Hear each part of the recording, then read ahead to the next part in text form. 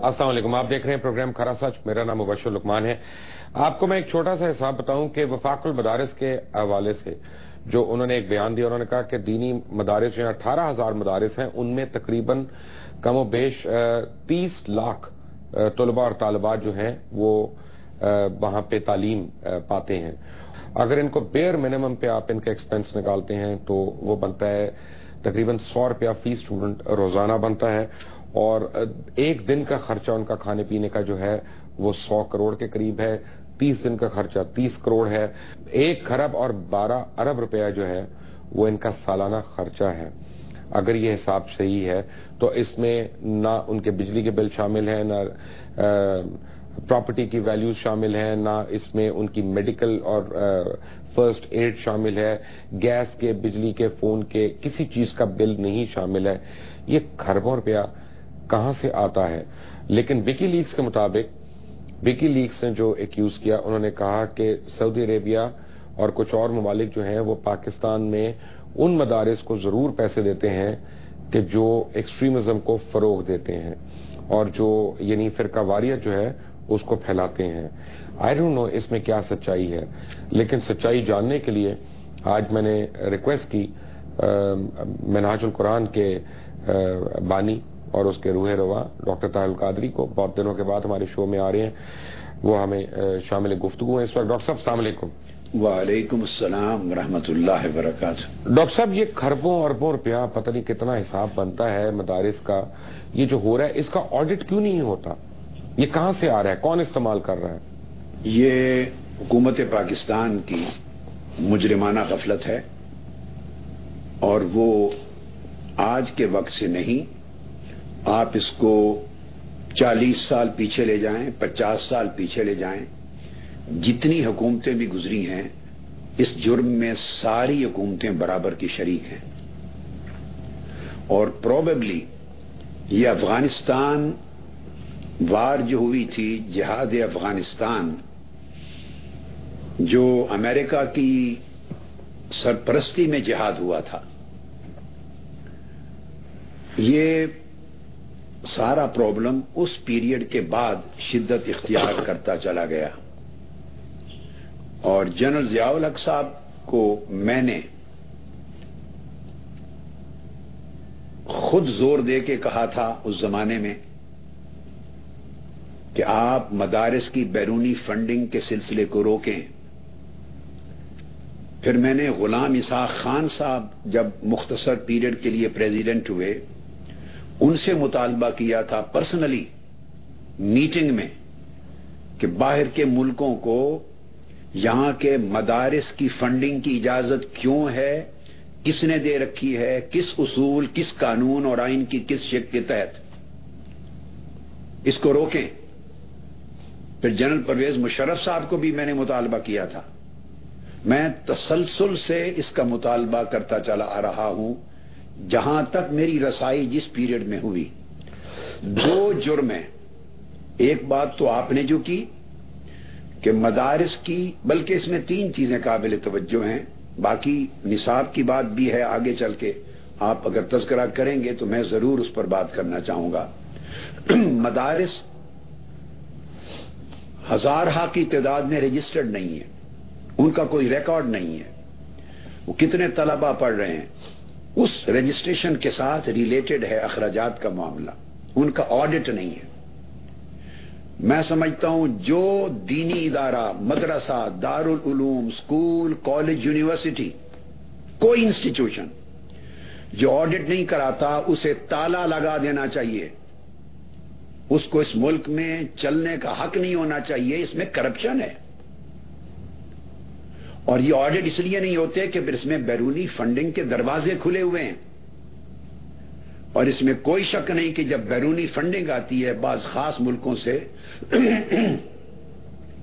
मैं नाम नहीं लूंगा, आप बेहतर समझते हैं, और कौम अब इतनी नाबालिग नहीं रही इस शऊर में, उनको समझना चाहिए कि बैरूनी मुल्क से जो फंडिंग आती है, बाहर के मुल्क, वो सिर्फ खैरात और फी सबीलिल्लाह मदद के तौर पे नहीं देते। اگر وہ خیرات کے طور پہ دیتے تو وہ ہر مدرسہ کو دیتے، ہر دارالعلوم کو دیتے، ہر انسٹیٹیوشن کو دیتے جہاں تعلیم کا چشمہ پھوٹا ہوا ہے، مگر ایسا نہیں ہوتا۔ وہ مکتب فکر کو دیکھتے ہیں، آئیڈیالوجی کو دیکھتے ہیں کہ کہاں سے انتہا پسندی کو فروغ دیا جائے گا، کہاں ان کے نظریے کو سپورٹ ہوگی، کہاں سے ریڈیکل تیار ہوں گے، کہاں سے دہشت گردی کی زمین تیار ہوگی، اور کہاں سے الٹیمیٹلی یہ برین واشنگ کے بعد فساد کو جہاد کا نام دے کر دہشت گردی اس ملک میں پھیلائی جائے گی۔ تو وہ جہاں ان کے مقاصد پورے ہوں، ان کے نظریاتی مقاصد، اعتقادی مقاصد، ان کے فکری مقاصد، ان کے سو کالڈ جہادی مقاصد، ان کو فنڈنگ جاتی ہے، اور فنڈنگ ڈائریکٹ جاتی ہے۔ سوال یہ ہے کہ آج تک کوئی ایک حکومت، میرا یہ کویسچن ہے، پاکستان کی حکومت کیا غلام ہے؟ کسی کے روٹی کے ٹکڑوں پہ پلتے ہیں؟ ان میں غیرت نہیں ہے، ان میں آزادی نہیں ہے؟ پاکستانی حکمرانوں سے میں پوچھ رہا ہوں، کیا آپ محکوم ہیں؟ اور یہ ہیں، اس لیے محکوم ہیں کہ ان کو پتا ہے کہ جب کبھی ان پر برا وقت آئے گا تو وہ ان کے آقا، مولا، پرورش کرنے والے، ٹھکانہ دینے والے، پالنے والے، ان کے منہ میں لقمے دینے والے بنیں گے، انہیں رہائش کی جگہ دیں گے، گھر دیں گے۔ ایک نہیں، اور ملک بھی ہیں، کسی کو کوئی پناہ دے دیتا ہے، پڑوس کا کوئی عرب ملک کسی کو کوئی پناہ دے دیتا ہے، محلات مل جاتے ہیں۔ یہ اپنے مستقبل میں برے وقت میں کہ ہمیں حفاظت کون دے گا، پناہ کون دے گا، ہمیں پالے گا کون، اس کے پیش نظر پورے ملک کو ذبح کر رہے ہیں۔ پاکستان کی آئیڈیالوجی جو قائد اعظم نے دی تھی اس کو ذبح کیا جا رہا ہے۔ پاکستان معتدل ملک نہیں رہا، یہ باہر کے ملکوں کی فنڈنگ کی وجہ سے اور انتہا پسندانہ سوچ کو فروغ دینے کی وجہ سے اور فساد کو جہاد بنا دینے کی وجہ سے۔ لہذا مدارس کی رجسٹریشن بھی مسٹ ہونی چاہیے، ان کی اکاؤنٹیبلٹی ہونی چاہیے، ان کا آڈٹ ہونا چاہیے، ان کی فنڈنگ بند ہونی چاہیے، اور یہ عمل سیاسی جماعتوں پر بھی لاگو ہونا چاہیے، مذہبی ہوں یا سیاسی، کوئی آسمان سے نہیں اتری۔ مذہبی بعض جماعتوں کو، بعض اداروں کو، مدرسوں کو تو کچھ خاص ملک فنڈ کرتے ہوں گے، مگر بعض سیاسی جماعتوں کو بھی خاص ملک فنڈ کرتے ہیں، خواہ ان کا ڈاکٹر صاحب بات یہ ہے آپ کی مشرق کی طرف ہو یا مغرب میں کہیں دور سے ہو۔ ڈاکٹر صاحب بات یہ ہے کہ مجھے تو ڈر نہیں لگتا نام لیتے ہوئے، مجھے تو ڈر نہیں لگتا نام لیتے ہوئے۔ اب یہاں پہ میں آپ کو کھل کے ایک بات بتا رہا ہوں کہ سعودی عربیہ کے اندر کسی بھی جمعے کے اندر، جمعے کے خطبے کے اندر ایسی قرآنی آیات کا اور صورتوں کا ترجمہ اور ان کی تشریح ممنوع ہے جس میں جہاد کا ذکر ہو، اور جہادی صورتوں کا وہاں پہ ترجمہ یا تشریح جو ہے وہ نہیں چلتی۔ جتنے میرے دوست سعودی عربیہ میں رہتے ہیں، مقیم ہیں، یہ وہ راوی ہیں اس بات کے، میں تو خود نہیں رہا وہاں پہ، مجھے نہیں پتا۔ لیکن پاکستان کے اندر ان مدارس کو فنڈ کیا جاتا ہے جو یہاں پہ ان کے اس اسکول آف تھاٹ کو پروموٹ کرتے ہیں، یہ کیا تضاد آ رہا ہے؟ اچھا مبشر لقمان صاحب، دیکھیے، سوال کرنا آپ کا رائٹ ہے، جو چاہیں آپ سوال کریں، اب جواب دینے میں تھوڑی سی آزادی اپنے حق کی طرح مجھے بھی دے دیں۔ بسم اللہ۔ اب میں اس آزادی کو استعمال کرتے ہوئے میں نام نہیں لوں گا جواب میں پھر کسی ملک کا، اور میں یہ بات بتانا چاہتا ہوں کیٹیگوریکل کہ یہ بات درست ہے کہ جو ملک اپنے ہاں جہاد کی آیتیں نہیں پڑھنے دیتے، یا جو ملک اپنے ہاں اسلحہ نہیں اٹھانے دیتے، جو ملک اپنے ہاں انتہا پسندی یعنی دہشت گردی کو ناجائز قرار دے کر اس کا خاتمہ چاہتے ہیں، یہ بدقسمتی ہے۔ اس میں مسلمان ملک بھی ہیں اور اس میں نان مسلم کنٹریز بھی ہیں کہ جو اپنے ملک میں دہشت گردی نہیں چاہتے۔ جہاد سے تو ان کا چلو کوئی واسطہ نہیں ہے نا، دہشت گردی ایک کامن فیکٹر ہے۔ وہ آپ کے ملک میں دہشت گردی چاہتے ہیں، وہ ہمارے ملک کو ڈیسٹیبلائز کرنا چاہتے ہیں، یہاں وہ فساد کے نام پر، جہاد کے نام پر فساد پھیلانا چاہتے ہیں۔ اپنے ہاں وہ نہیں چاہتے ڈیسٹیبلائز نہ ہو، ان کی بادشاہتیں ختم نہ ہوں، وہ اپنی بادشاہتوں کو قائم رکھنا چاہتے ہیں۔ اور پاکستان یہ ہر ایک کی آنکھ کو چبھتا ہے، اس لیے کہ اس کے پاس نیوکلیئر ٹیکنالوجی ہے، اس لیے کہ پاکستان میں ٹیلنٹ ہے، اس لیے کہ پاکستان اگر ایک معتدل ترقی یافتہ حقیقی جمہوری ملک بن جائے، اس میں حقیقی معاشی ترقی ہو جائے، استحکام ہو جائے، اس سے کرپشن ختم ہو جائے، اس کے حکمران بددیانتی کرپشن لوٹ مار ختم کر دیں، اس ملک کو اچھی قیادت مل جائے، ادارے سٹیبلائز ہو جائیں اور اس ملک کو ٹرو پارٹیسپیٹری ڈیموکریسی عوام کی شراکت کے ساتھ مل جائے اور سائنس، ٹیکنالوجی، تعلیم، ہیلتھ کے حالات بہتر ہو جائیں، تو یہ ملک، میں پورا ایشیا تو نہیں کہتا، مگر یہ 56 ملک پوری اسلامی دنیا کو لیڈ کرنے کی واحد یہ ملک ہے جو کیپیبلٹی اتنی رکھتا ہے کہ شاید کوئی اور کمپیٹ نہ کر سکے۔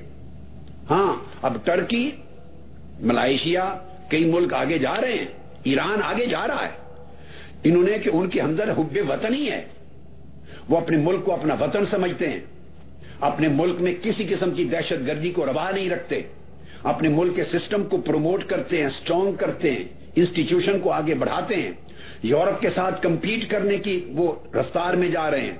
وہ ہمارے مسلمان ملک ہیں، ہم سے بہت زیادہ آگے نہیں تھے، کئی تو بہت پیچھے تھے، وہ آگے جا رہے ہیں، مگر ہمارے ملک میں یہ ملک چاہتے ہیں کہ صرف کرپٹ رولر رہیں، کرپٹ حکمران ہو تو وہ ان کو ڈیموکریسی نظر آتی ہے، ان کو جمہوریت نظر آتی ہے، ان کے ملک میں کرپشن ہو تو کک آؤٹ کر دیتے ہیں، پرابلم ایک اور ہے، ممبر پارلیمنٹ کو بھی نکال دیتے ہیں۔ یہاں ساری حکومت، وزیر اعظم کرپشن سے ملک کھا جائے تو کہتے ہیں جمہوریت کو نقصان نہیں پہنچنے دیں گے، یہ دورے میں یار۔ پرابلم ایک اور ہے، سکولز تو کھل گئے ہیں پاکستان میں دہشت گردی کے اتنے بڑے واقعے کے بعد، اللہ کا کرم ہے، لیکن مریم نواز شریف نے اپنی بیٹی کو سکول سے نکال دیا اور ان کو باہر بھیج دیا۔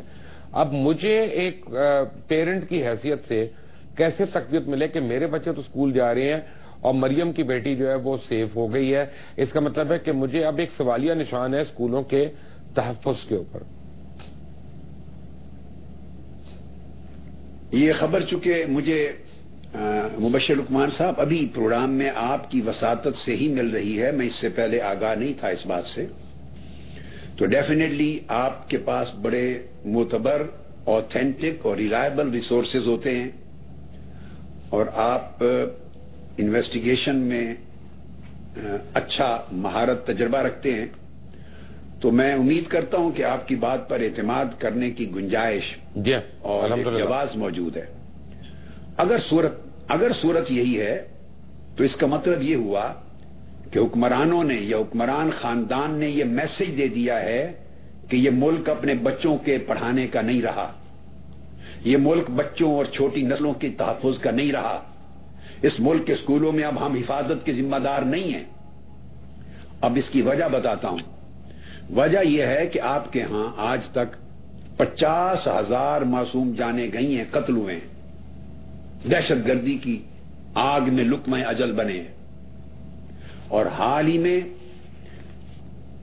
140 معصوم بچے پشاور کے آرمی اسکول میں شہید ہوئے، 150 کے قریب زخمی ہوئے، اتنا بڑا حادثہ ہوا، اور اس سے پہلے 100 افراد ایک دہشت گردی کے حملے میں، 70 افراد، 150 افراد کئی مرتبہ گئے ہیں، اور اب اتنا بڑا سانحہ پشاور ہونے کے باوجود میں آپ کی وساطت سے پوچھتا ہوں، میں افواج پاکستان سے بھی پوچھتا ہوں، فوج کے جوانوں سے پوچھتا ہوں، میں عدلیہ سے پوچھتا ہوں، میں پولیٹیکل لیڈرشپ سے پوچھتا ہوں، میں پاکستان کے 19 کروڑ عوام سے پوچھتا ہوں آپ کی وساطت سے کہ کوئی سوچے کہاں گئے اس ملک کے حکمران، کہاں گئے صدر، وزیر اعظم، اربوں روپے کے بجٹ اس قوم کے اپنے ایوان صدر، ایوان وزیر اعظم پہ خرچ کرنے والے، کہاں گئے اربوں روپے اس قوم کے عیاشیوں پر کھانے والے؟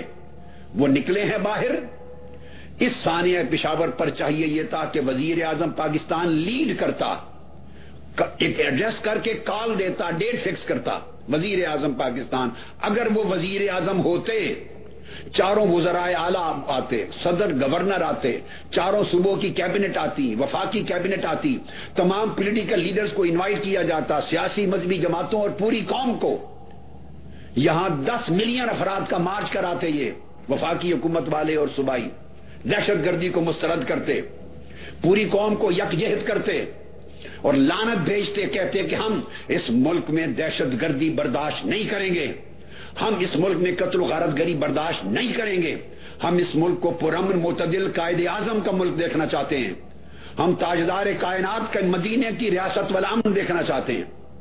لیڈ کرتے, پوری قوم ساتھ نکلتی, مشرق سے مغرب تک میسج جاتا, OIC کے لیڈروں کو بلاتے, 56 ملک عالم اسلام کے ان کے صدروں کو, وزیر اعظموں کو بلاتے, ان کی کیبنٹ کو بلاتے, یورپین کو بلاتے کہ آؤ بین الاقوامی سطح پہ ہم دہشت گردی کو مسترد کرنے کے لیے قومی یکجہتی کا مظاہرہ کر رہے ہیں, سرکاری اور عوامی سطح پر مشترکہ. اسے کہتے ہیں قوم کو ایک کرنا. اس کی مثال دیکھیے, فرانس میں صرف 17 آدمی مرے ہیں دہشت گردی کے نتیجے میں. وہ میں اس اصل سبجیکٹ کی طرف نہیں جانا چاہتا, میں نے رات آپ کی بات سنی, میں صرف اس ایک نقطے پر رہنا چاہتا ہوں. 12 ایک دن, 4 یا 5 اگلے دن, 17 آدمی کی ڈیتھ ہوئی ہے. اس کے اوپر یہ تصویر دیکھیے, اگر آپ کے پاس ہے تو کائنڈلی اس کو ذرا آن ایئر کر دیں. جی, یہ 2.25 ملین 20 لاکھ کے قریب افراد, پیرس کے وزیر اعظم اور ان کی کیبنٹ اور ان کے تمام وزراء اور 100 ملکوں کے ہیڈز اور لیڈر, مسلم اور نان مسلم, قیادت کرتے ہوئے 20 لاکھ لوگوں کا ایک اظہار یکجہتی کے طور پہ مارچ کر رہے ہیں اگینسٹ ٹیرورزم. یہ سمندر دیکھیے, 2 ملین 20 لاکھ افراد کا سمندر, پوری سیاسی قیادت اور 100 ملکوں کے مہمان لیڈروں کو اور حکومتوں کے سربراہوں کو بلا کر شریک کیا ہے. یہ اس کو کہتے ہیں اپنی قوم سے محبت, اس کو کہتے ہیں قوم سے وفاداری, اس کو کہتے ہیں کسی کاز کے ساتھ کمٹمنٹ, اس کو کہتے ہیں ویژن.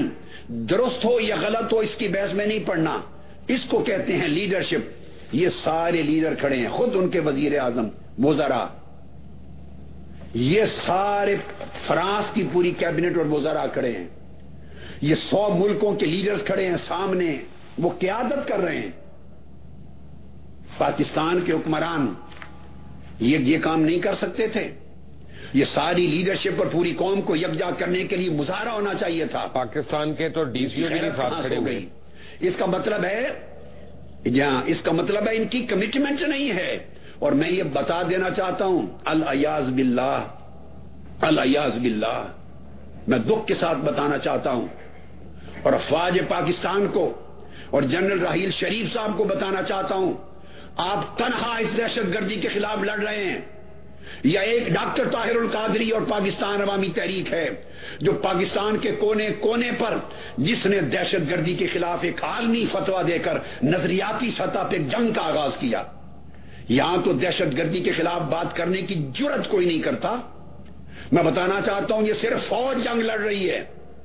آپ کی پارلیمنٹ نے آج کے دن تک اس وار آن ٹیرر کو اپنی وار ڈکلیئر نہیں کیا. کیوں؟ پارلیمنٹ آف پاکستان نے کیوں آج کے دن تک قرارداد پاس نہیں کی کہ یہ ہماری جنگ ہے؟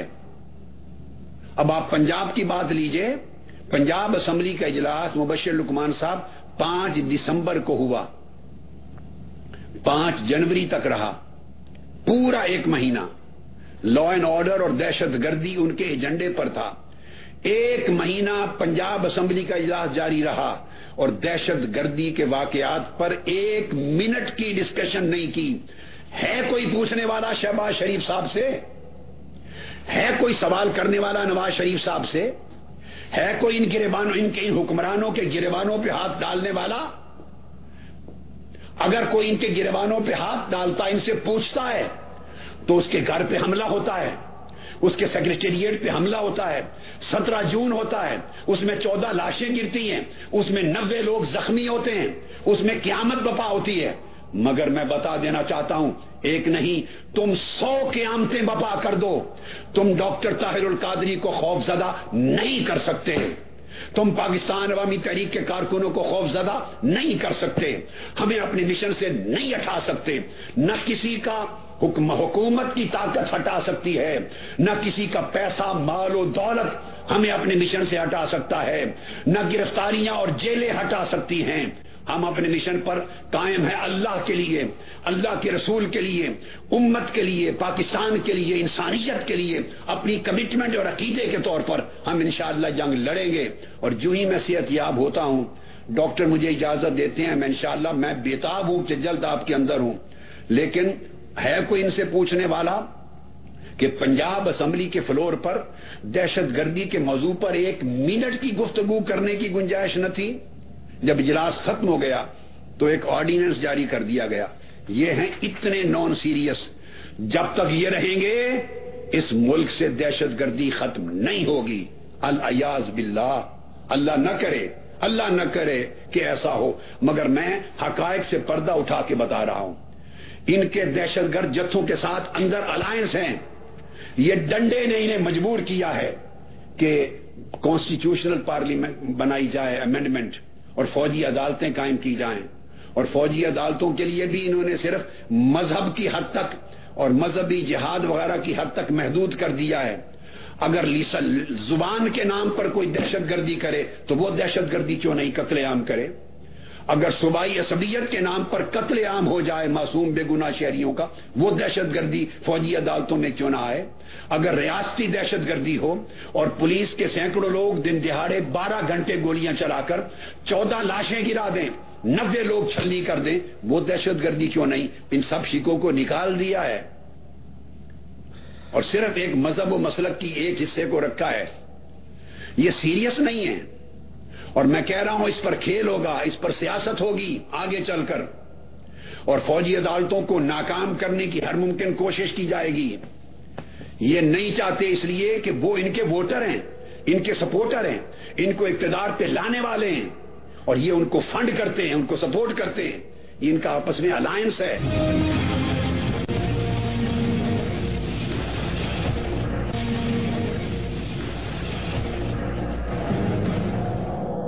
ڈاکٹر صاحب، بات یہ ہے کہ مجھے تو ہر آدمی ایک سوال پوچھتا ہے، کیونکہ آج آپ سے میری گفتگو ہو رہی ہے، میں آپ سے براہ راست پوچھ رہا ہوں کہ آپ ماڈل ٹاؤن کے شہداء کے لیے تو انصاف لے نہیں سکے، تو باقی پورے 19 کروڑ لوگوں کے لیے کیسے لے لیں گے؟ یہ سوال پوچھنا ہر ایک کا حق بنتا ہے اور جائز سوال ہے، اور ہمارا رونا بھی یہ ہے، اور میں افواج پاکستان سے بھی یہ سوال کرتا ہوں، آپ کے ساتھ اس سوال میں شریک ہوں کہ حکومت نے قتل کیے ہیں، حکومت پنجاب نے، پولیس نے باوردی آ کر قتل کیے ہیں، اور 10 15 20 پولیس والے نہیں ہیں، سینکڑوں ہزار تک تعداد پہنچی، اور 12-14 گھنٹے آپریشن ہوا ہے، اور ٹی وی چینل نے ساری دنیا کو دکھایا ہے۔ 7-8 مہینے گزر گئے، وہ 14 لاشیں اور 90 زخمی، ان کے اوپر انصاف نہیں ملا۔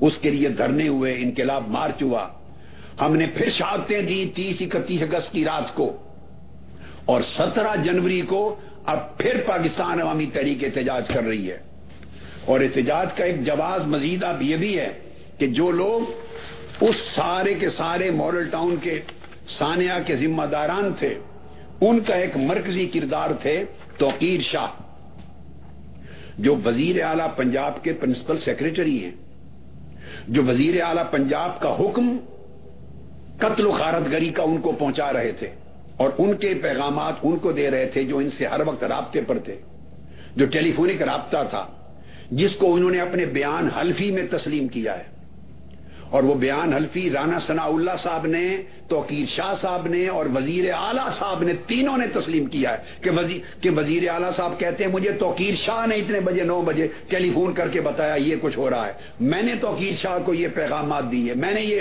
دوبارہ فون کیا، میں نے ان کو یہ میسج کنوے کیے۔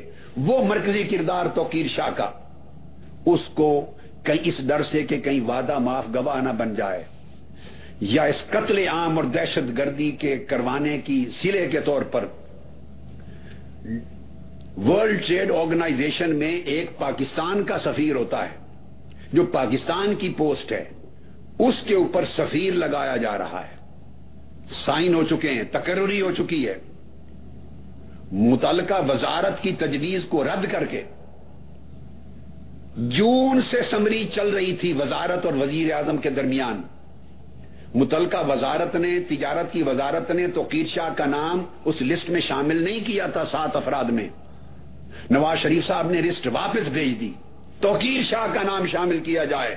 ہم نہیں چاہتے وہ ملک میں رہے کہ کہیں کسی سٹیج پر وعدہ معاف گواہ بنا کے ہمیں لٹکوا نہ دے. تو ڈاکٹر صاحب اس کا مطلب ہے کہ آپ خود اپنے لیے انصاف نہیں لے سکے نا؟ نہیں، میں یہ بتا رہا ہوں، میں پوچھنا چاہتا ہوں کہ اگر ہم انصاف لینے کے لیے آخری حد تک جائیں گے، ہم لڑیں گے، ہم انصاف ہمارے. دیکھیے، میں ملک کا حکمران نہیں ہوں، میں ملک کے پاکستان کا سپریم کورٹ کا چیف جسٹس نہیں ہوں، میں ملک کا وزیر اعظم نہیں ہوں کہ میں خود نافذ کر سکوں. میں احتجاج کر سکتا ہوں، میرے کارکن قربانیاں دے سکتے ہیں، اسٹرگل کر سکتے ہیں، مارچ کر سکتے ہیں، دھرنا دے سکتے ہیں، مطالبہ کر سکتے ہیں، تحریک چلا سکتے ہیں. جو کچھ ہم کر سکتے تھے کر سکتے ہیں، ہم نے کیا ہے. یہی تو قوم کو میں متوجہ کر رہا ہوں کہ اگر ہمیں انصاف اب تک نہیں ملا، اس کا مطلب یہ نہیں کہ ہم بیٹھ جائیں گے. ہم نہیں بیٹھیں گے، ہم جنگ جاری رکھیں گے. انصاف کے لیے جنگ جاری رکھیں گے، آخری حد تک جائیں گے، اس پہ جتنی مدت بھی لگ جائے. ہم شہیدوں کے خون سے بے وفائی نہیں کریں گے، خواہ جتنا وقت لگ جائے. ہم تختہ دار پر قاتلوں کو پہنچانے تک اپنی جنگ جاری رکھیں گے. لیکن سوچنے کی بات ہے، اگر اس سطح پر قتل عام کر کے انصاف اس ملک میں نہیں ملتا تو ملک میں باقی شہریوں کو انصاف کیسے ملے گا اور کب ملا ہے؟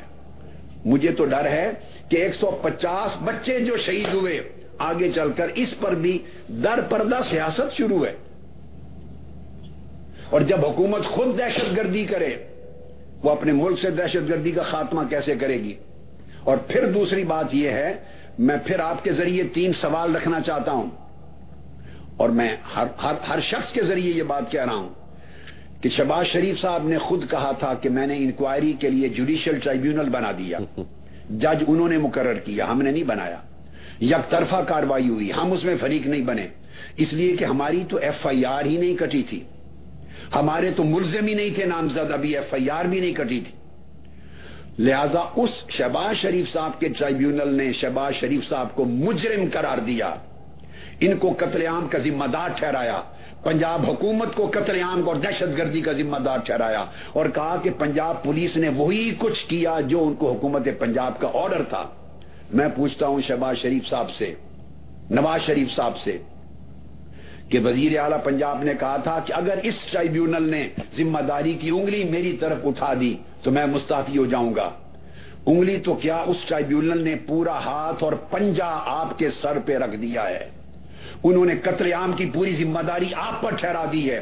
نہ مستعفی ہوئے اور نہ اس ٹرائیبیونل کی رپورٹ آج تک چھپی، پبلک نہیں کی گئی، ہمیں نہیں دی گئی. آپ لوگوں کو میرا سوال ہے، کیوں نہیں بتاتے کہ آپ کے قائم کردہ ٹرائیبیونل نے کیا فیصلہ دیا تھا؟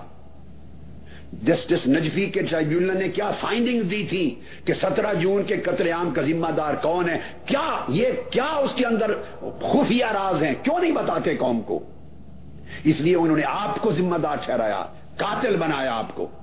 تو جو حکمران خود قاتل ہوں اور اپنے بنائے ہوئے ٹرائیبیونل کی رپورٹ نہ کسی قوم کو بتانے کے لیے تیار ہوں، وہ باقی دہشت گردی کے حقائق کیا بتائیں گے؟ اور پھر انہوں نے ہائی کورٹ میں جا کے سٹے لے لیا. ہم نہیں گئے تھے، انہوں نے سٹے لیا کسی کی پٹیشن کے اوپر کہ یہ شائع کی جائے، تو سٹے لے لیا کہ ہمیں شائع کرنے کا حکم نہ دیا جائے. ہم پھر ہائی کورٹ میں گئے ہوئے ہیں. اب سن لیجئے، آج آپ کو بتا رہا ہوں، ہم دوبارہ ہائی کورٹ میں پٹیشن دے رہے ہیں. پہلا تو یہ کہ ٹرائیبیونل کی رپورٹ شائع کیوں نہیں کرتے اگر یہ بے گناہ ہیں، اس قتل عام اور دہشت گردی میں ملوث نہیں. نمبر 2، JIT ایک پچھلی بنائی پولیس کی. ہم نے کہا پولیس ہماری قاتل ہے اور قاتلوں کی JIT میں ہم کیسے جا کے گواہیاں دیں؟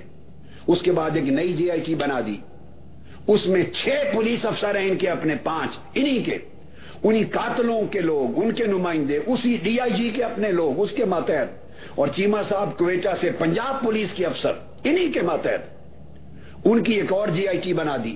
اور اب یہ کہتے ہیں کہ ہم اس میں جا کے اپیئر نہیں ہو رہے، تعاون نہیں کر رہے. ہم قاتلوں کی JIT میں کیسے اپیئر ہو، کیسے تعاون کریں؟ ہم خیر جانبدار JIT چاہتے ہیں. ہم نے اسلام آباد میں بھی یہ مطالبے کیے تھے مذاکرات میں. ہمیں خیر جانبدار JIT چاہیے، خیبر پختونخوا سے ساری JIT چاہیے جس پر نواز شریف اور شہباز شریف صاحب اثر انداز نہ ہو سکیں. ہمیں وہ JIT چاہیے جو اصل قاتلوں کو ننگا کر سکے، جن پر ان کا اثر نہ پڑے. وہ ٹھیک ہے، بتائیے ڈاکٹر صاحب آپ مجھے بتائیں کہ اب 18 تاریخ کو کیا ہو جائے گا؟ بنانے سے ڈرتے کیوں ہیں؟ جو پہلے اتنے مہینے دھرنوں میں نہیں ہوا وہ اب اس تاریخ کو کیا ہوگا؟ ٹھیک ہے، احتجاج ہوگا. میں نے آپ کو عرض کیا کہ ایک چیز اور بتانا چاہتا ہوں. ہم تو احتجاج کریں گے لیکن اس قوم کے بھی کچھ فرائض تھے. مبشر لقمان صاحب، میں بڑے دکھ کے ساتھ کہہ رہا ہوں، ہمارے تو 14 گئے، ہماری تو 90 افراد کے جسم زخمی چھلنی ہوئے. ہمیں ایک دکھ تھا کہ ہم اور ہمارے کارکن ہی احتجاج کرتے رہ گئے. اس ملک کے 18 کروڑ عوام، کراچی سے پشاور تک، قوم باہر نہیں نکلی اتنے بڑے ظلم کے بعد. مگر یہ دکھ میرا اس دن دب گیا جب 150 بچے پشاور کے سانیہ میں شہید ہوئے. قوم تب نہیں نکلی. ان حکمرانوں اور ان سیاسی لیڈروں نے اس قوم کو بے حس بنا دیا ہے. میں آپ کے ذریعے قوم کے ایک ایک بندے کے ضمیر کو جھنجھوڑ کے کہہ رہا ہوں. ہر شخص مجھے ملتا ہے، دوڑ کے آتا ہے، فوٹو بنواتا ہے، ہاتھ چومتا ہے، کہتا خدا کے لیے آپ پر امید ہے، آپ ہی آخری امید ہیں، آپ انقلاب لائیں، آپ تبدیلی لائیں. رات دن دعائیں کر رہے ہیں. میں قوم کو بتانا چاہتا ہوں، گھر بیٹھ کر دعائیں کرنے سے انقلاب نہیں آتے. میں پہلے بھی کہا کرتا تھا، انقلاب کے لیے پوری قوم کو نکلنا پڑتا ہے. بجلی آپ کو نہیں ملتی، قوم نہیں نکلتی. سوئی گیس آپ کی بند ہے، قوم نہیں نکل رہی. بچے آپ کے قتل ہو رہے ہیں، آپ نہیں نکل رہے باہر. اسکول بند ہیں، آپ باہر نہیں نکل رہے. اجتماعی دہشت گردیاں ہو رہی ہیں، آپ باہر نہیں نکل رہے. پی آئی اے سمیت ملک سارا کچھ بیچا جا رہا ہے، کرپشن کی نظر ہو رہا ہے، آپ نہیں نکل رہے. اب عالم یہ ہو گیا کہ پڑوس میں قتل ہو جائیں تو ساتھ والے گھر کے لوگوں کی آنکھیں نہیں بھیگتی. اے پاکستانی قوم کے افراد، میں آپ کو جھنجھوڑ کے کہہ رہا ہوں، خدا کے لیے دیکھیں اس فرانس کو جن کے 17 آدمی گئے ہیں تو ساری قوم نکل آئی ہے. حکمرانوں کی ذمہ داری الگ، یہ نہیں نکالیں گے آپ کو چونکہ یہ دہشت گردوں کے دوست ہیں. ان کو کرپشن سے محبت ہے، یہ مال بنانے کے لیے اقتدار پہ آتے ہیں، آپ کی جان بچانے کے لیے نہیں آتے، ملک سنوارنے کے لیے نہیں آتے. اقتدار پر ملک لوٹنے کے لیے آئے ہیں. یہ نہیں نکالیں گے. مگر قوم خود کب اٹھے گی؟ خدا نے آج تک اس قوم کی حالت نہیں بدلی. نہ ہو جس کو خیال خود اپنی حالت کے بدلنے کا. یہ فرانسیسی قوم بھی ہے، وہ نکلی ہے باہر. تو پاکستانی قوم کو کیا ہو گیا ہے؟ جب تک قوم نہیں نکلے گی تو ایک جماعت یا 2 جماعت کے کارکن 100 احتجاج کر لیں، وہ انقلاب لا کر، اے پاکستانی قوم کے افراد، پاکستانیوں، انقلاب آپ کی جھولی میں کوئی نہیں دے سکتا. اگر توقع کریں کہ ڈاکٹر طاہر القادری انقلاب لا کر آپ کی جھولی میں دے دے گا، نہیں ہو سکتا. اگر توقع کریں کہ ساتھ عمران خان انقلاب آپ کی جھولی میں لا کے رکھ دے گا، نہیں ہو سکتا. پاکستان عوامی تحریک اور تحریک انصاف 2 جماعتوں کے کارکن انقلاب آپ کی جھولی میں رکھ دیں گے، ایسا نہیں ہو سکتا. انقلاب کے لیے جب تک ساری قوم باہر نہ نکلے، آپ باہر نہ نکلے، وہ ڈٹ کے بیٹھے ہیں، کرپشن کر رہے ہیں. اس وقت یہ کہتے تھے دیکھیے مینڈیٹ ہمارے پاس ہے اس لیے قوم نہیں نکلی. اب میں پوچھتا ہوں، اب 150 بچے شہید ہو گئے، دہشت گردوں نے کر دیے، اور 150 زخمی ہو گئے، یہ قوم تب بھی نہیں نکلی. تو کیا اب یہ دہشت گردوں کے ساتھ ہے یہ قوم؟ نہیں، نہ آپ کے ساتھ ہے نہ دہشت گردوں کے ساتھ ہے. آپ نے مسلسل، آپ جیسے کرپٹ لیڈروں نے اس قوم کو مایوس کر دیا ہے، بے حس کر دیا ہے، مردہ قوم بنا دیا. جیسے بنی اسرائیل کے زمانے میں فرعون بچوں کو ذبح کرتا تھا اور قوم نکلتی نہیں تھی باہر.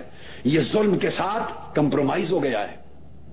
ان کے پاس آگ نہیں جلتی، گیس نہیں آتی، پیسہ نہیں آتا، روزگار نہیں آتا، بچے علاج کے بغیر مرتے ہیں، پینے کا ستھرا پانی نہیں مل رہا، قتل ہو رہے ہیں، سب کچھ مایوسیوں کا اندھیرا ہے. قوم نے مایوسیوں کو گلے لگا لیا ہے، کمپرومائز کر دیا ہے.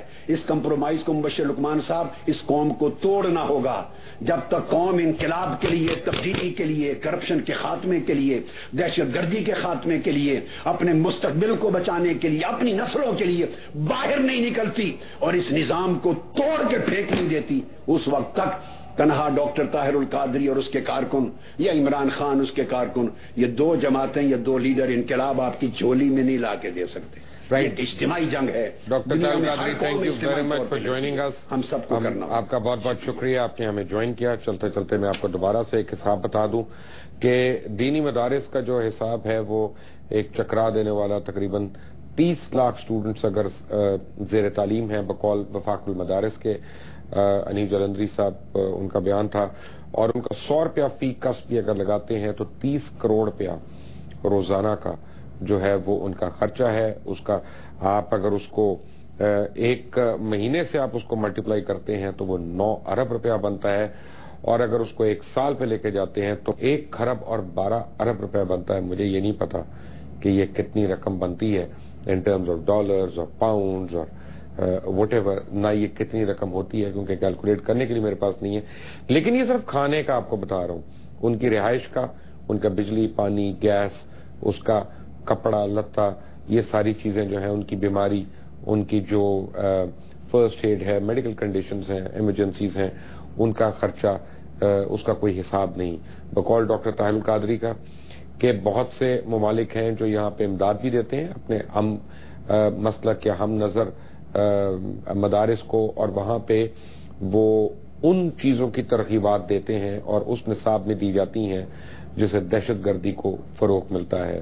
نہ صرف مدارس کا آڈٹ ہونا چاہیے بلکہ ان کے اوپر کڑی نظر ہونی چاہیے، نہ صرف مدارس کی بلکہ پاکستان کے ہر تعلیمی ادارے کے اوپر، چاہے اسکولز ہوں، کالجز ہوں، یونیورسٹیز ہوں، اور پتہ ہونا چاہیے کہ ان کے ہاسٹلز میں کون رہ رہے ہیں، وہ کہاں سے آ رہے ہیں، ان کی یعنی کیسے وہ ان کو کون ملنے آ رہا ہے، اور جو اسٹوڈنٹ پالیٹکس ہے اس کے اندر بھی کون کون سی سیاسی جماعتیں جو ہیں وہ مداخلت کر رہی ہیں، کون سے بیرونی ممالک ہیں جو ان کو فنڈ دے رہے ہیں اور ہماری نوجوان یوتھ کو تباہ کر رہے ہیں. سوچنے کی بات ہے.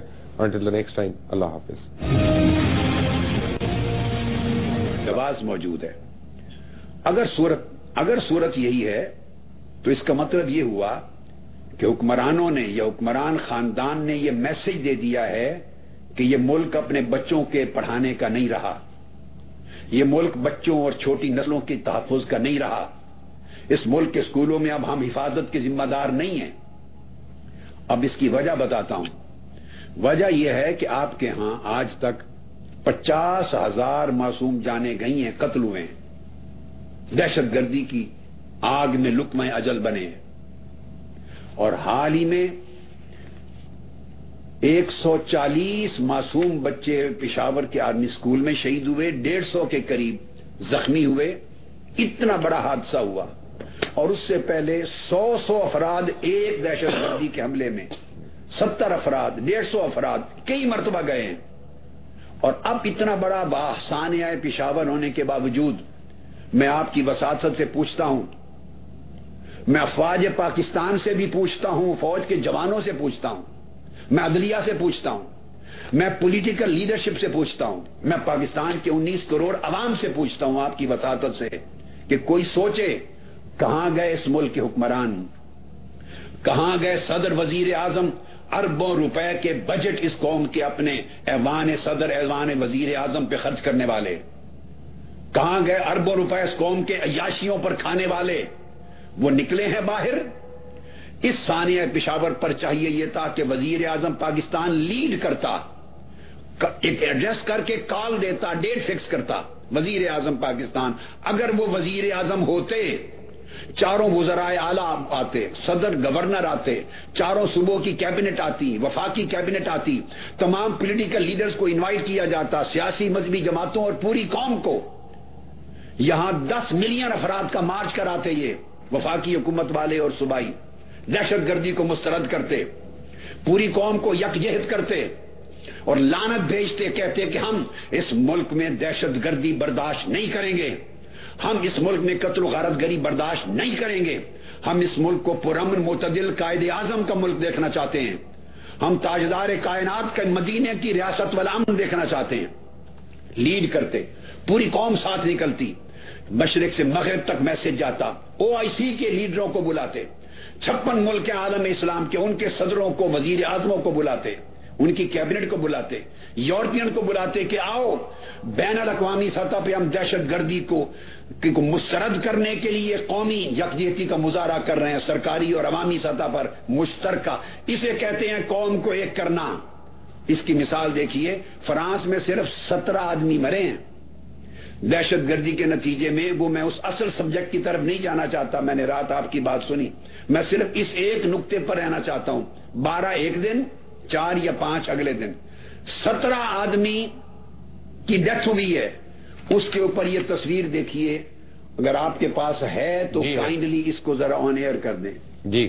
یہ 2.25 ملین 20 لاکھ کے قریب افراد، پیرس کے وزیر اعظم اور ان کی کیبنٹ اور ان کے تمام وزراء اور 100 ملکوں کے ہیڈز اور لیڈر، مسلم اور نان مسلم، قیادت کرتے ہوئے 20 لاکھ لوگوں کا ایک اظہار یکجہتی کے طور پہ مارچ کر رہے ہیں اگینسٹ ٹیرورزم۔ یہ سمندر دیکھیے، 2 ملین 20 لاکھ افراد کا سمندر، پوری سیاسی قیادت اور 100 ملکوں کے مہمان لیڈروں کو اور حکومتوں کے سربراہوں کو بلا کر شریک کیا ہے۔ اس کو کہتے ہیں اپنی قوم سے محبت، اس کو کہتے ہیں قوم سے وفاداری، اس کو کہتے ہیں کسی کاز کے ساتھ کمٹمنٹ، اس کو کہتے ہیں ویژن۔ درست ہو یا غلط ہو اس کی بحث میں نہیں پڑنا، اس کو کہتے ہیں لیڈرشپ۔ یہ سارے لیڈر کھڑے ہیں، خود ان کے وزیر اعظم، وزراء، یہ سارے فرانس کی پوری کیبنٹ اور وزراء کھڑے ہیں، یہ 100 ملکوں کے لیڈرز کھڑے ہیں سامنے، وہ قیادت کر رہے ہیں۔ پاکستان کے حکمران یہ کام نہیں کر سکتے تھے؟ یہ ساری لیڈرشپ اور پوری قوم کو یکجا کرنے کے لیے مظاہرہ ہونا چاہیے تھا۔ پاکستان کے تو ڈی سی او بھی ساتھ کھڑے ہوئے۔ اس کا مطلب ہے ان کی کمٹمنٹ نہیں ہے۔ اور میں یہ بتا دینا چاہتا ہوں، الیاذ باللہ، میں دکھ کے ساتھ بتانا چاہتا ہوں، اور افواج پاکستان کو اور جنرل راحیل شریف صاحب کو بتانا چاہتا ہوں، آپ تنہا اس دہشت گردی کے خلاف لڑ رہے ہیں، یا ایک ڈاکٹر طاہر القادری اور پاکستان عوامی تحریک ہے جو پاکستان کے کونے کونے پر، جس نے دہشت گردی کے خلاف ایک عالمی فتویٰ دے کر نظریاتی سطح پہ جنگ کا آغاز کیا۔ یہاں تو دہشت گردی کے خلاف بات کرنے کی جرت کوئی نہیں کرتا۔ میں بتانا چاہتا ہوں، یہ صرف فوج جنگ لڑ رہی ہے۔ آپ کی پارلیمنٹ نے آج کے دن تک اس وار آن ٹیرر کو اپنی وار ڈکلیئر نہیں کیا۔ کیوں؟ پارلیمنٹ آف پاکستان نے کیوں آج کے دن تک قرارداد پاس نہیں کی کہ یہ ہماری جنگ ہے؟ اب آپ پنجاب کی بات لیجئے، پنجاب اسمبلی کا اجلاس مبشر لقمان صاحب 5 دسمبر کو ہوا، 5 جنوری تک رہا، پورا 1 مہینہ۔ لا اینڈ آرڈر اور دہشت گردی ان کے ایجنڈے پر تھا۔ 1 مہینہ پنجاب اسمبلی کا اجلاس جاری رہا اور دہشت گردی کے واقعات پر 1 منٹ کی ڈسکشن نہیں کی۔ ہے کوئی پوچھنے والا شہباز شریف صاحب سے؟ ہے کوئی سوال کرنے والا نواز شریف صاحب سے؟ ہے کوئی ان کے حکمرانوں کے گریبانوں پہ ہاتھ ڈالنے والا؟ اگر کوئی ان کے گریبانوں، میں احتجاج کر سکتا ہوں، میرے کارکن قربانیاں دے سکتے ہیں، اسٹرگل کر سکتے ہیں، مارچ کر سکتے ہیں، دھرنا دے سکتے ہیں، مطالبہ کر سکتے ہیں، تحریک چلا سکتے ہیں، جو کچھ ہم کر سکتے تھے کر سکتے ہیں، ہم نے کیا ہے۔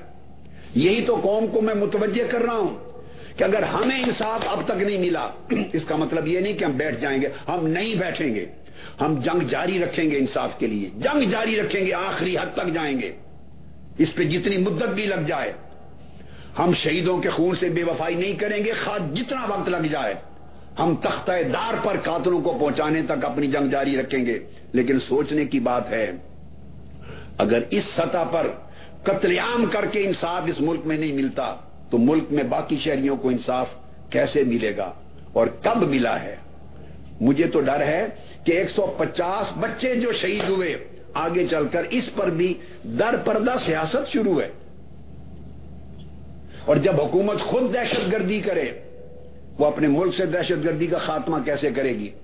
اور پھر دوسری بات یہ ہے، میں پھر آپ کے ذریعے 3 سوال رکھنا چاہتا ہوں، اور میں ہر شخص کے ذریعے یہ بات کہہ رہا ہوں کہ شہباز شریف صاحب نے خود کہا تھا کہ میں نے انکوائری کے لیے جوڈیشل ٹرائیبیونل بنا دیا، جج انہوں نے مقرر کیا، ہم نے نہیں بنایا، یک طرفہ کاروائی ہوئی، ہم اس میں فریق نہیں بنے، اس لیے کہ ہماری تو FIR ہی نہیں کٹی تھی، ہمارے تو ملزم ہی نہیں تھے نامزد، ابھی FIR بھی نہیں کٹی تھی۔ لہذا اس شہباز شریف صاحب کے ٹرائیبیونل نے شہباز شریف صاحب کو مجرم قرار دیا، ان کو قتل عام کا ذمہ دار ٹھہرایا، پنجاب حکومت کو قتل عام اور دہشت گردی کا ذمہ دار ٹھہرایا، اور کہا کہ پنجاب پولیس نے وہی کچھ کیا جو ان کو حکومت پنجاب کا آرڈر تھا۔ میں پوچھتا ہوں شہباز شریف صاحب سے، نواز شریف صاحب سے کہ وزیر اعلیٰ پنجاب نے کہا تھا کہ اگر اس ٹرائیبیونل نے ذمہ داری کی انگلی میری طرف اٹھا دی تو میں مستعفی ہو جاؤں گا. انگلی تو کیا، اس ٹرائیبیونل نے پورا ہاتھ اور پنجہ آپ کے سر پہ رکھ دیا ہے. انہوں نے قتل عام کی پوری ذمہ داری آپ پر ٹھہرا دی ہے.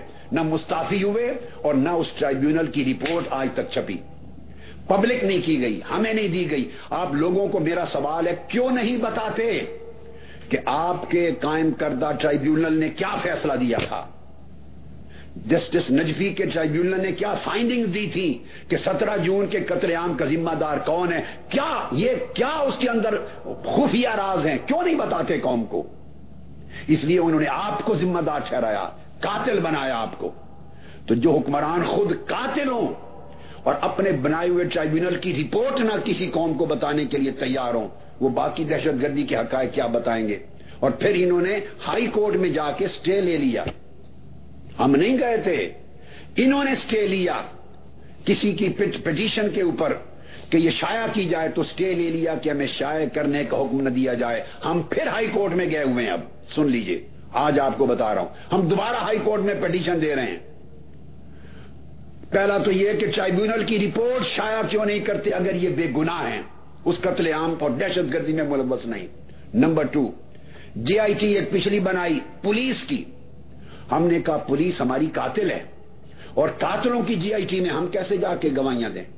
اس کے بعد ایک نئی جے آئی ٹی بنا دی، اس میں 6 پولیس افسر ہیں، ان کے اپنے 5 انہی کے، انہی قاتلوں کے لوگ، ان کے نمائندے، اسی ڈی آئی جی کے اپنے لوگ اس کے ماتحت، اور چیمہ صاحب کوئٹہ سے پنجاب پولیس کے افسر انہی کے ماتحت.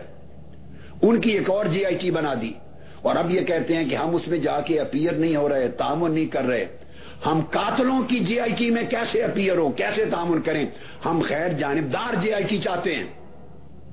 ہم نے اسلام آباد میں بھی یہ مطالبے کیے تھے مذاکرات میں، ہمیں خیر جانبدار جے آئی ٹی چاہیے. خیبر پختونخوا سے ساری جے آئی ٹی چاہیے جس پر نواز شریف اور شہباز شریف صاحب اثر انداز نہ ہو سکیں. ہمیں وہ جے آئی ٹی چاہیے جو اصل قاتلوں کو ننگا کر سکے، جن پر ان کا اثر نہ پڑے. وہ ٹھیک ہے. بتائیے ڈاکٹر صاحب آپ مجھے بتائیں کہ اب 18 تاریخ کو کیا ہو جائے گا؟ بنانے سے ڈرتے کیوں ہیں؟ جو پہلے اتنے مہینے دھرنوں میں نہیں ہوا، وہ اب اس تاریخ کو کیا ہوگا؟ ٹھیک ہے، احتجاج ہوگا. میں نے آپ کو عرض کیا کہ ایک چیز اور بتانا چاہتا ہوں، ہم تو احتجاج کریں گے، لیکن اس قوم کے بھی کچھ فرائض تھے. مبشر لقمان صاحب، میں بڑے دکھ کے ساتھ کہہ رہا ہوں، ہمارے تو 14 گئے، ہماری تو 90 افراد کے جسم زخمی چھلنی ہوئے. ہمیں ایک دکھ تھا کہ ہم اور ہمارے کارکن ہی احتجاج کرتے رہ گئے. اس ملک کے 18 کروڑ عوام، کراچی سے پشاور تک قوم باہر نہیں نکلی اتنے بڑے ظلم کے بعد. مگر یہ دکھ میرا اس دن دب گیا جب 150 بچے پشاور کے سانحہ میں شہید ہوئے، قوم تب نہیں نکلی. ان حکمرانوں اور ان سیاسی لیڈروں نے اس قوم کو بے حس بنا دیا ہے. میں آپ کے ذریعے قوم کے ایک ایک بندے کے ضمیر کو جھنجھوڑ کے کہہ رہا ہوں، ہر شخص مجھے ملتا ہے، دوڑ کے آتا ہے، فوٹو بنواتا ہے، ہاتھ چومتا ہے، کہتا خدا کے لیے آپ پر امید ہے، آپ ہی آخری امید ہیں، آپ انقلاب لائیں، آپ تبدیلی لائیں، رات دن دعائیں کر رہے ہیں. میں قوم کو بتانا چاہتا ہوں، گھر بیٹھ کر دعائیں کرنے سے انقلاب نہیں آتے. میں پہلے بھی کہا کرتا تھا، انقلاب کے لیے پوری قوم کو نکلنا پڑتا ہے. بجلی آپ کو نہیں ملتی، قوم نہیں نکلتی. سوئی گیس آپ کی بند ہے، قوم نہیں نکل رہی. بچے آپ کے قتل ہو رہے ہیں، آپ نہیں نکل رہے باہر. اسکول بند ہیں، آپ باہر نہیں نکل رہے. اجتماعی دہشت گردیاں ہو رہی ہیں، آپ باہر نہیں نکل رہے. پی آئی اے سمیت ملک سارا کچھ بیچا جا رہا ہے، کرپشن کی نظر ہو رہا ہے، آپ نہیں نکل رہے. اب عالم یہ ہو گیا کہ پڑوس میں قتل ہو جائیں تو ساتھ والے گھر کے لوگوں کی آنکھیں نہیں بھیگتی. اے پاکستانی قوم کے افراد، میں آپ کو جھنجھوڑ کے کہہ رہا ہوں، خدا کے لیے دیکھیں اس فرانس کو جن کے 17 آدمی گئے ہیں تو ساری قوم نکل آئی ہے، گھر دیں گے. ایک نہیں اور ملک بھی ہیں، کسی کو کوئی پناہ دے دیتا ہے، پڑوس کا کوئی عرب ملک کسی کو کوئی پناہ دے دیتا ہے، محلات مل جاتے ہیں. یہ اپنے مستقبل میں برے وقت میں کہ ہمیں حفاظت کون دے گا، پناہ کون دے گا، ہمیں پالے گا کون، اس کے پیش نظر پورے ملک کو ذبح کر رہے ہیں. پاکستان کی آئیڈیالوجی جو قائد اعظم نے دی تھی اس کو ذبح کیا جا رہا ہے. پاکستان معتدل ملک نہیں رہا، یہ باہر کے ملکوں کی فنڈنگ کی وجہ سے اور انتہا پسندانہ سوچ کو فروغ دینے کی وجہ سے اور فساد کو جہاد بنا دینے کی وجہ سے. لہذا مدارس کی رجسٹریشن بھی مسٹ ہے، ہونی چاہیے، ان کی اکاؤنٹیبلٹی ہونی چاہیے، ان کا آڈٹ ہونا چاہیے، ان کی فنڈنگ بند ہونی چاہیے، اور یہ عمل سیاسی جماعتوں پر بھی لاگو ہونا چاہیے، مذہبی ہوں یا سیاسی. کوئی آسمان سے نہیں اتری. مذہبی بعض جماعتوں کو، بعض اداروں کو، مدرسوں کو تو کچھ خاص ملک فنڈ کرتے ہوں گے، مگر بعض سیاسی جماعتوں کو بھی خاص ملک فنڈ کرتے ہیں، خواہ ان کا ڈاکٹر صاحب بات یہ ہے آپ کی مشرق کی طرف ہو یا مغرب میں کہیں دور سے ہو. ڈاکٹر صاحب بات یہ ہے کہ مجھے تو ڈر نہیں لگتا نام لیتے ہوئے، مجھے تو ڈر نہیں لگتا نام لیتے ہوئے.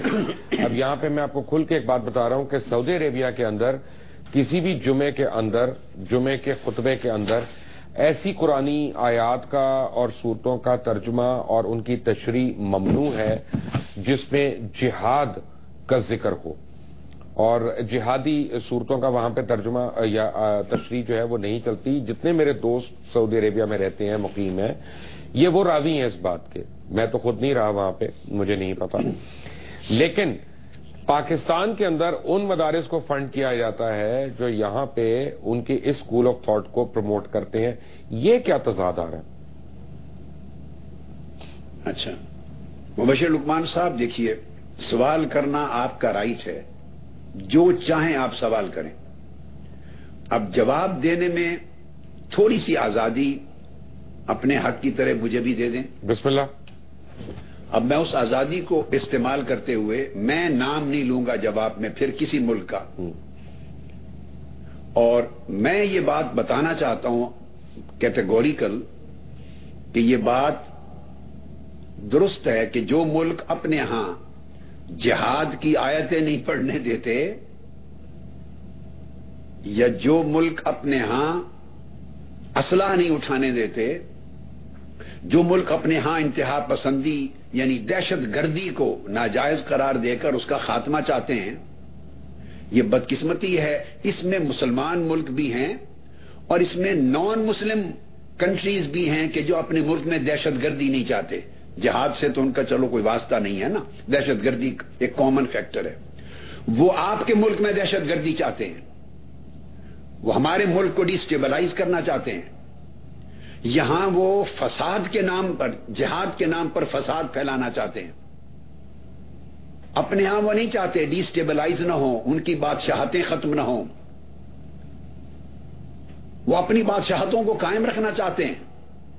اور پاکستان یہ ہر ایک کی آنکھ کو چبھتا ہے، اس لیے کہ اس کے پاس نیوکلیئر ٹیکنالوجی ہے، اس لیے کہ پاکستان میں ٹیلنٹ ہے، اس لیے کہ پاکستان اگر ایک معتدل، ترقی یافتہ، حقیقی جمہوری ملک بن جائے، اس میں حقیقی معاشی ترقی ہو جائے، استحکام ہو جائے، اس سے کرپشن ختم ہو جائے، اس کے حکمران بددیانتی، کرپشن، لوٹ مار ختم کر دیں، اس ملک کو اچھی قیادت مل جائے، ادارے اسٹیبلائز ہو جائیں، اور اس ملک کو ٹرو پارٹیسپیٹری ڈیموکریسی عوام کی شراکت کے ساتھ مل جائے، اور سائنس، ٹیکنالوجی، تعلیم، ہیلتھ کے حالات بہتر ہو جائیں، تو یہ ملک، میں پورا ایشیا تو نہیں کہتا، مگر یہ 56 ملک پوری اسلامی دنیا کو لیڈ کرنے کی واحد یہ ملک ہے جو کیپیبلٹی اتنی رکھتا ہے کہ شاید کوئی اور کمپیٹ نہ کر سکے.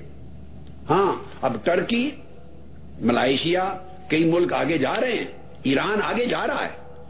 انہوں نے کہ ان کے اندر حب وطنی ہے، وہ اپنے ملک کو اپنا وطن سمجھتے ہیں، اپنے ملک میں کسی قسم کی دہشت گردی کو روا نہیں رکھتے، اپنے ملک کے سسٹم کو پروموٹ کرتے ہیں، سٹرونگ کرتے ہیں، انسٹیٹیوشن کو آگے بڑھاتے ہیں، یورپ کے ساتھ کمپیٹ کرنے کی وہ رفتار میں جا رہے ہیں.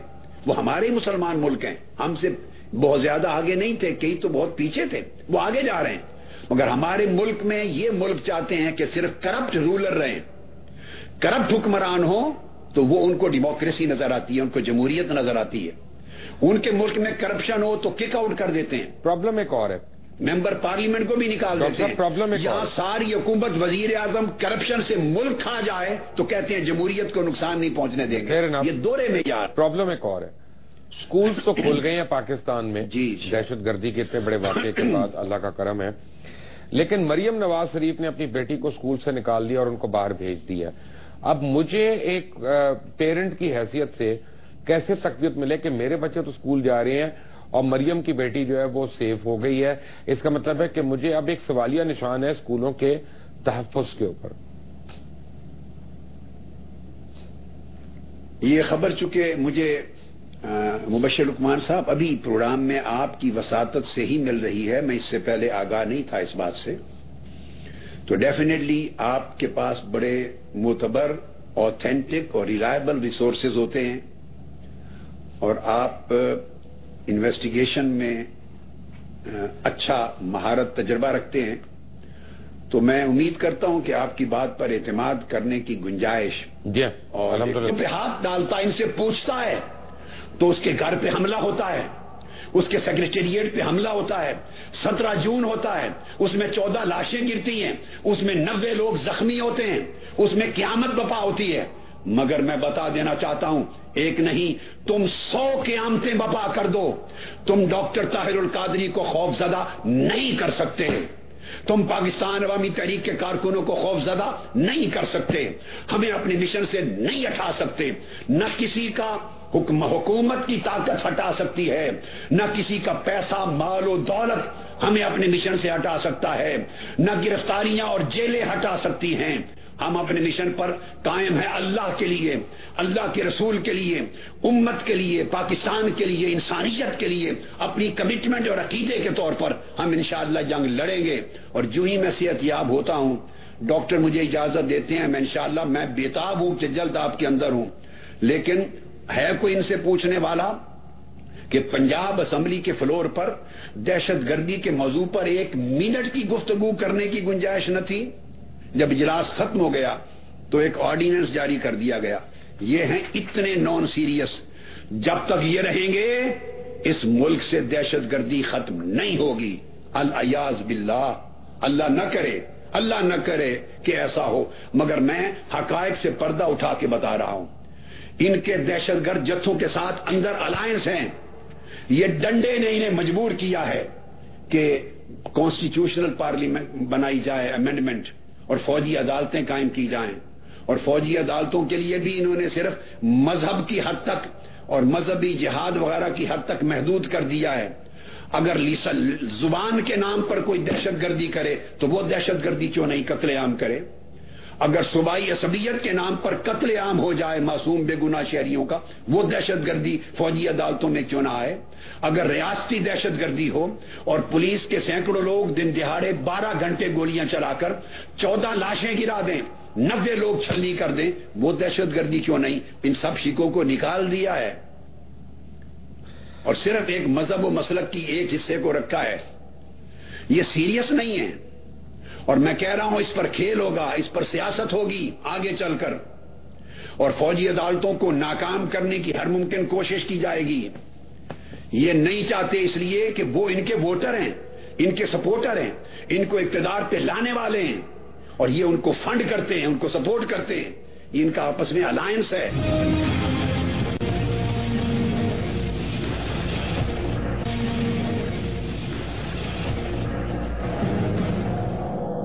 ڈاکٹر صاحب، بات یہ ہے کہ مجھے تو ہر آدمی ایک سوال پوچھتا ہے، کیونکہ آج آپ سے میری گفتگو ہو رہی ہے، میں آپ سے براہ راست پوچھ رہا ہوں کہ آپ ماڈل ٹاؤن کے شہداء کے لیے تو انصاف لے نہیں سکے، تو باقی پورے 19 کروڑ لوگوں کے لیے کیسے لے لیں گے؟ یہ سوال پوچھنا ہر ایک کا حق بنتا ہے اور جائز سوال ہے، اور ہمارا رونا بھی یہ ہے. اور میں افواج پاکستان سے بھی یہ سوال کرتا ہوں، آپ کے ساتھ اس سوال میں شریک ہوں کہ حکومت نے قتل کیے ہیں، حکومت پنجاب نے، پولیس نے باوردی آ کر قتل کیے ہیں، اور 10 15 20 پولیس والے نہیں ہیں، سینکڑوں ہزار تک تعداد پہنچی، اور 12-14 گھنٹے آپریشن ہوا ہے، اور ٹی وی چینل نے ساری دنیا کو دکھایا ہے. 7-8 مہینے گزر گئے، وہ 14 لاشیں اور 90 زخمی، ان کے اوپر انصاف نہیں ملا. اس کے لیے دھرنے ہوئے، انقلاب مارچ ہوا، ہم نے پھر شہادتیں دی 30-31 اگست کی رات کو، اور 17 جنوری کو اب پھر پاکستان عوامی تحریک احتجاج کر رہی ہے. اور احتجاج کا ایک جواز مزید اب یہ بھی ہے کہ جو لوگ اس سارے کے سارے ماڈل ٹاؤن کے سانحہ کے ذمہ داران تھے، ان کا ایک مرکزی کردار تھے توقیر شاہ، جو وزیر اعلی پنجاب کے پرنسپل سیکریٹری ہیں، جو وزیر اعلی پنجاب کا حکم قتل و غارت گری کا ان کو پہنچا رہے تھے اور ان کے پیغامات ان کو دے رہے تھے، جو ان سے ہر وقت رابطے پر تھے، جو ٹیلی فونک رابطہ تھا، جس کو انہوں نے اپنے بیان حلفی میں تسلیم کیا ہے۔ اور وہ بیان حلفی رانا ثناء اللہ صاحب نے، توقیر شاہ صاحب نے اور وزیر اعلیٰ صاحب نے، تینوں نے تسلیم کیا ہے کہ وزیر اعلیٰ صاحب کہتے ہیں مجھے توقیر شاہ نے اتنے بجے 9 بجے ٹیلی فون کر کے بتایا یہ کچھ ہو رہا ہے، میں نے توقیر شاہ کو یہ پیغامات دیے، میں نے یہ دوبارہ فون کیا، میں نے ان کو یہ میسج کنوے کیے۔ وہ مرکزی کردار توقیر شاہ کا، اس کو کہیں اس ڈر سے کہ کہیں وعدہ معاف گواہ نہ بن جائے یا اس قتل عام اور دہشت گردی کے کروانے کی صلے کے طور پر، ورلڈ ٹریڈ آرگنائزیشن میں ایک پاکستان کا سفیر ہوتا ہے، جو پاکستان کی پوسٹ ہے، اس کے اوپر سفیر لگایا جا رہا ہے، سائن ہو چکے ہیں، تقرری ہو چکی ہے، متعلقہ وزارت کی تجویز کو رد کر کے جون سے سمری چل رہی تھی وزارت اور وزیر اعظم کے درمیان، متعلقہ وزارت نے، تجارت کی وزارت نے توقیر شاہ کا نام اس لسٹ میں شامل نہیں کیا تھا 7 افراد میں، نواز شریف صاحب نے لسٹ واپس بھیج دی، توقیر شاہ کا نام شامل کیا جائے، ہم نہیں چاہتے وہ ملک میں رہے کہ کہیں کسی سٹیج پر وعدہ معاف گواہ بنا کے ہمیں لٹکوا نہ دے۔ تو ڈاکٹر صاحب اس کا مطلب ہے کہ آپ خود اپنے لیے انصاف نہیں لے سکے نا؟ نہیں، میں یہ بتا رہا ہوں، میں پوچھنا چاہتا ہوں کہ اگر ہم انصاف لینے کے لیے آخری حد تک جائیں گے، ہم لڑیں گے، ہم انصاف ہمارے، دیکھیے میں ملک کا حکمران نہیں ہوں، میں ملک کے پاکستان کا سپریم کورٹ کا چیف جسٹس نہیں ہوں، میں ملک کا وزیر اعظم نہیں ہوں کہ میں خود نافذ کر سکوں۔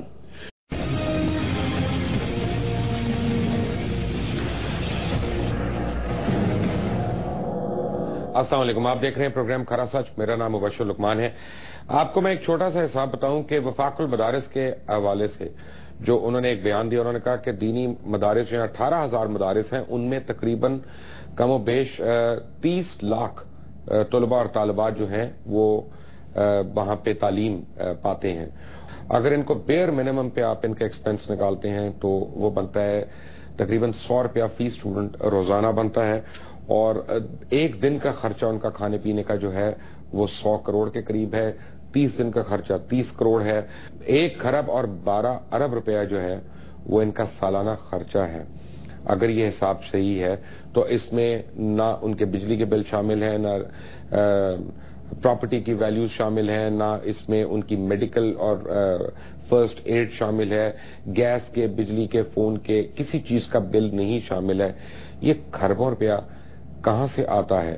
لیکن وکی لیکس کے مطابق، وکی لیکس نے جو ایکیوز کیا، انہوں نے کہا کہ سعودی عربیہ اور کچھ اور ممالک جو ہیں وہ پاکستان میں ان مدارس کو ضرور پیسے دیتے ہیں کہ جو ایکسٹریمزم کو فروغ دیتے ہیں اور جو یعنی فرقہ واریت جو ہے اس کو پھیلاتے ہیں۔ آئی ڈونٹ نو اس میں کیا سچائی ہے، لیکن سچائی جاننے کے لیے آج میں نے ریکویسٹ کی منہاج القرآن کے بانی اور اس کے روح رواں ڈاکٹر طاہر القادری کو، بہت دنوں کے بعد ہمارے شو میں آ رہے ہیں، وہ ہمیں شامل گفتگو ہیں اس وقت۔ ڈاکٹر صاحب السلام علیکم۔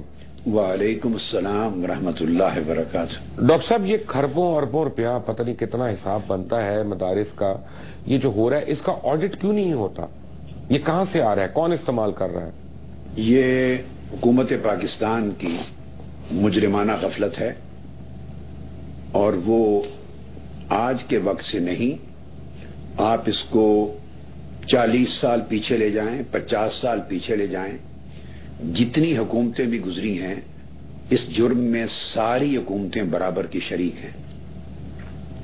اور پروبیبلی یہ افغانستان وار جو ہوئی تھی، جہاد افغانستان، جو امریکہ کی سرپرستی میں جہاد ہوا تھا، یہ سارا پرابلم اس پیریڈ کے بعد شدت اختیار کرتا چلا گیا، اور جنرل ضیاء الحق صاحب کو میں نے خود زور دے کے کہا تھا اس زمانے میں کہ آپ مدارس کی بیرونی فنڈنگ کے سلسلے کو روکیں.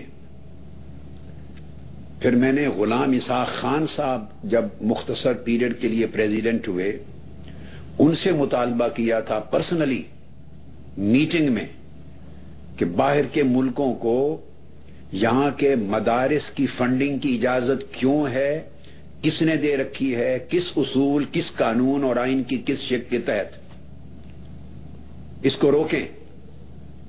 پھر جنرل پرویز مشرف صاحب کو بھی میں نے مطالبہ کیا تھا. میں تسلسل سے اس کا مطالبہ کرتا چلا آ رہا ہوں جہاں تک میری رسائی جس پیریڈ میں ہوئی. دو جرم ہیں. ایک بات تو آپ نے جو کی کہ مدارس کی، بلکہ اس میں تین چیزیں قابل توجہ ہیں، باقی نصاب کی بات بھی ہے، آگے چل کے آپ اگر تذکرہ کریں گے تو میں ضرور اس پر بات کرنا چاہوں گا.